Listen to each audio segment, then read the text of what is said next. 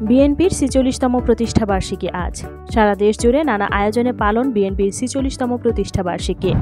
আজ রবিবার বিএনপির ৪৬তম প্রতিষ্ঠাবার্ষিকী উপলক্ষে কর্মসূচি ৫ দিন থেকে কমিয়ে ১ দিনে নিয়ে আসা হয়েছে। এই ৪ দিনের কর্মসূচিতে যে অর্থ খরচ হতো সেটি ত্রাণ তহবিলে খরচ করার সিদ্ধান্ত নিয়েছে দলটি। প্রতিষ্ঠা বার্ষিকী উপলক্ষে আজ বেলা ১১টায় শেরে বাংলা নগর দলের প্রতিষ্ঠাতা জিয়াউর রহমানের কবরে শ্রদ্ধা জানাবেন দলটির নেতারা। বিএনপির মিডিয়া সেলের সদস্য সাইদুল কবির খান জানান, প্রতিষ্ঠা বার্ষিকী উপলক্ষে বেলা ১১টায় দলের মহাসচিব মির্জা ফখরুল ইসলাম আলমগীরের নেতৃত্বে জিয়াউর রহমানের কবরে জিয়ারত করতে যাবেন বিএনপি নেতারা। একই দিন বাদ জোহর নয়াপল্টনে বিএনপির কেন্দ্রীয় কার্যালয়ের নিচে দোয়া মাহফিল অনুষ্ঠিত হবে। এতে বিএনপির জাতীয় নেতা সহ সপর্যায় নেতাকর্মীরা অংশগ্রহণ করবেন।